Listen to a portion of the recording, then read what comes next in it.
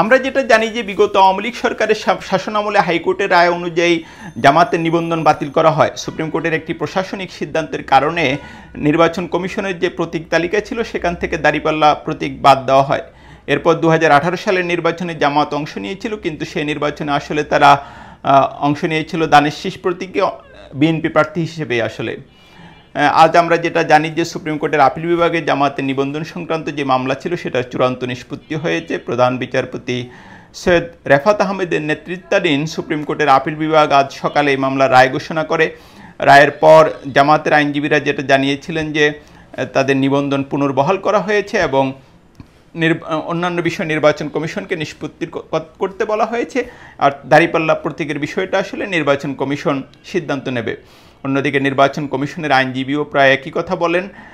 কিন্তু একটু আগে সুপ্রিম কোর্টের যে আজকের রায়ের আদেশের একটা সংক্ষিপ্ত কপি প্রকাশিত হয়েছে, সেখানে হাইকোর্টের রায় যেটা আগেই ঘোষণা করা হয়েছে, হাইকোর্টের রায়টা আসলে সব বিচারপতি একমত হয়ে বাতিল করে দিয়েছেন এবং রায়ের আদেশের একটি অংশে বলা হয়েছে যে according status quo one is রিস্টোরড।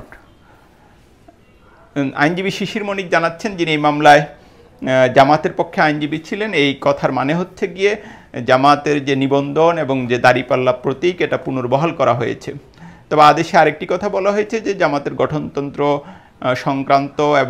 গঠনতন্ত্র এবং নিবন্ধন সংক্রান্ত কোনো আবেদন যদি নিষ্পত্তির অপেক্ষায় থেকে থাকে তাহলে সেটা নির্বাচন কমিশন নিষ্পত্তি করতে পারবে স্বাধীনভাবে। এ ব্যাপারে মানে এই আদেশের কোনো প্রভাব সম্ভবত সেখানে পড়বে না এবং এই আদেশের কপিটা ব্যবস্থা নেওয়ার জন্য দ্রুত নির্বাচন কমিশনে পাঠাতে বলা হয়েছে। তো আমরা যেটা দেখছি যে 1986 সাল থেকে আসলে জামাত দাঁড়িপাল্লা প্রতীকে নির্বাচন করে আসছে। লেখক গবেষক মহিউদ্দিন আহমেদ বিবিসি বাংলাতে একটা সাক্ষাৎকার দিয়েছেন, সেখানে তিনি যেটা উল্লেখ করেছেন যে 86 সালেও এই নিয়ে একটা বিতর্ক হয়েছিল। এরপর 1991 সালে 96 সাল, 2001 এবং 2008 সালের নির্বাচনে জামাত কিন্তু দাঁড়িপাল্লা প্রতীকে অংশ নেয় এবং জামাতের আইনজীবী যেটা বলেছিলেন যে এর আগে শুনানির সময় যে বাংলাদেশের সুপ্রিম কোর্টের যাত্রা শুরুর আগ থেকেই জামাত দাঁড়িপাল্লা প্রতীক হিসেবে ব্যবহার করছে এবং নির্বাচনে অংশ নিয়েছে।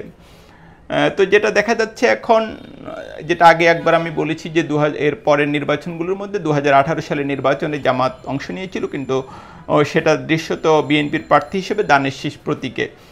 2014 সালের নির্বাচন জামাত বয়কট করেছিল, 2024 নির্বাচনও দলটি বয়কট করে।